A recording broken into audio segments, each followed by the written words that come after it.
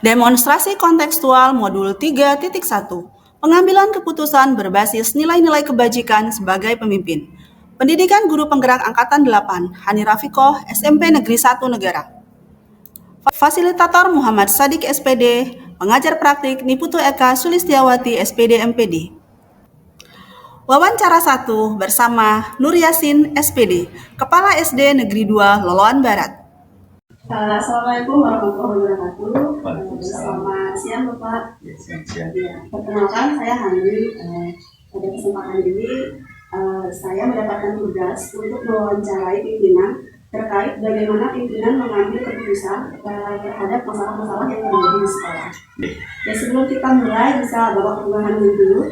Ya, selamat siang Bu Ani. Assalamualaikum warahmatullahi wabarakatuh. Waalaikumsalam. Kenalkan dulu nama saya Nur Yasin. Saya adalah kepala sekolah di SD Negeri 2 Loloan Barat.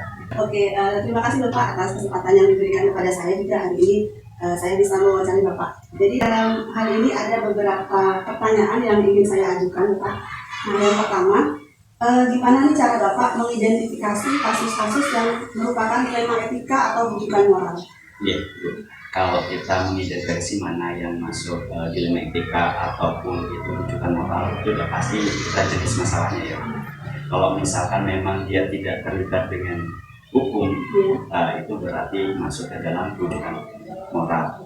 Sedangkan kalau misalkan memang salah, sama-sama benar, itu kan masuk ke dalam dilema etika. Jadi menurut saya seperti itu. Oke, selanjutnya Pak, dalam pengambilan keputusan ini, terutama kasus-kasus nih ya yang misalkan kepentingannya sama-sama benar atau sama-sama mengandung nilai kebajikan gitu, bagaimana cara Bapak menjalankan pengambilan keputusan?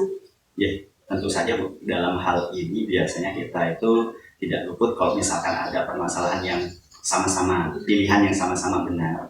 Itu biasanya kita itu di sekolah yang pertama mengidentifikasi permasalahan seperti apa. Terus yang kedua yaitu mencari bukti-bukti, mungkin lewat dari bertanya pada mungkin yang permasalahan itu narasumber, mungkin yang dari si anak atau mungkin dari orang tuanya pihak yang terlibat benar sekali. Oke, terus apa ada langkah-langkah atau prosedur lain yang dilakukan Pak selama ini? Kalau kita di sekolah ini selama ini kalau prosedurnya yang pertama tadi sudah saya jelaskan bahwa yang pertama itu identifikasi dulu. Setelah identifikasi kemudian ada kita itu mencari bukti-bukti, mengumpulkan bukti-bukti. Jika bukti-bukti sudah terkumpul semua, baik dari berbagai pihak, lalu kita lakukan adalah yang berikutnya itu adalah bermusyawarah dengan teman-teman yang dari sekolah, terutama di sini adalah guru-guru yang mungkin jadi wali kelasnya atau mungkin guru-guru yang berkompeten di bidang. Terus apakah selama ini ada hal yang efektif gitu Bapak yang untuk pengambilan keputusan terkait dilema etika ini, apa yang paling efektif kalau menurut Bapak? Kalau menurut saya sih karena dilema etika ini kan sama-sama benar ya, jadi yang paling efektif itu adalah musyawarah. Jadi musyawarah itu yang paling efektif agar mendapatkan memang suatu yang benar-benar sesuai dengan keputusannya untuk bersama. Keputusan bersama, karena tidak mungkin memuaskan salah satu pihak. Pasti kita mencari yang terbaik, yang mengurangi permasalahan, tidak menimbulkan masalah yang baru. Mungkin seperti itu. Oke. Lalu dalam pengambilan keputusan ini apakah ada jadwal tertentu gitu? Kalau jadwal khusus itu kita di sekolah tidak pernah ada Bu ya. Jadi kita itu biasanya kalau ada permasalahan kita harus segera diselesaikan. Namun tidak terburu-buru. Karena kan ada prosedurnya yang tadi. Yang pertama kita harus mengidentifikasi dulu, mengumpulkan bukti-bukti, habis itu musyawarah. Jadi ada tahapan-tahapan yang tadi kita lakukan itu tidak terburu-buru. Jadi seperti itu.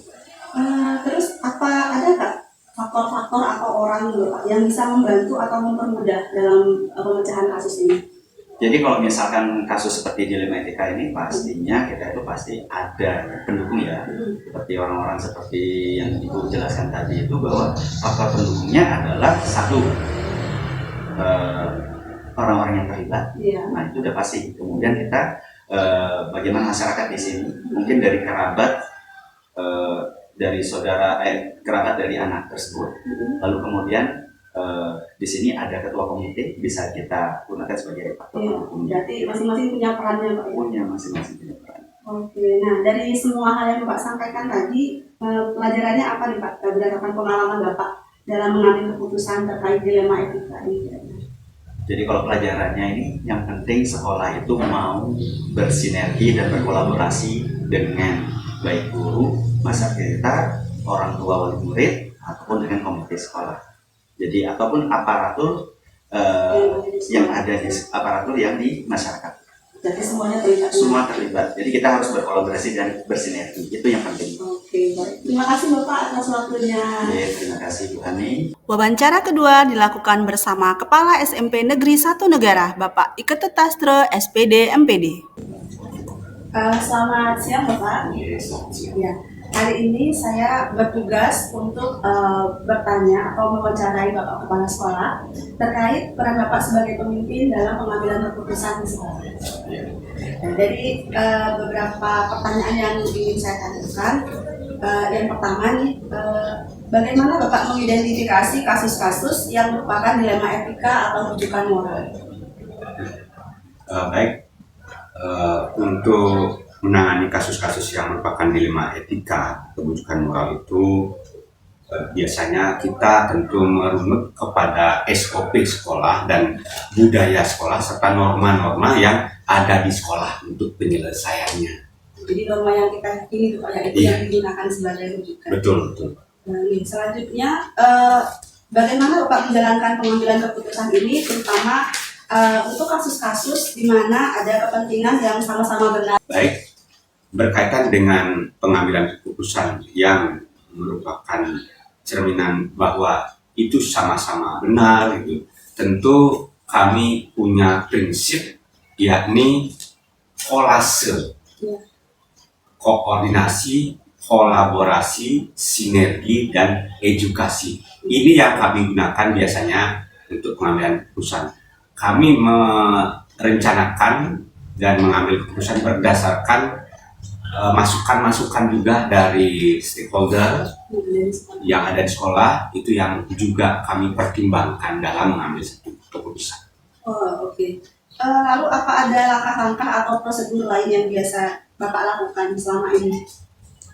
Langkah-langkah dalam mengambil keputusan seperti halnya kita melaksanakan perencanaan, itu kita mengidentifikasi dulu, ya, mengidentifikasi tentang hal-hal apa yang mungkin kita akan selesaikan, kemudian merefleksi, ya, refleksi bagaimana pelaksanaannya, dan juga kemudian kita berupaya untuk membenahi, jadi membenahi apa yang memang perlu disempurnakan dalam kegiatan tersebut.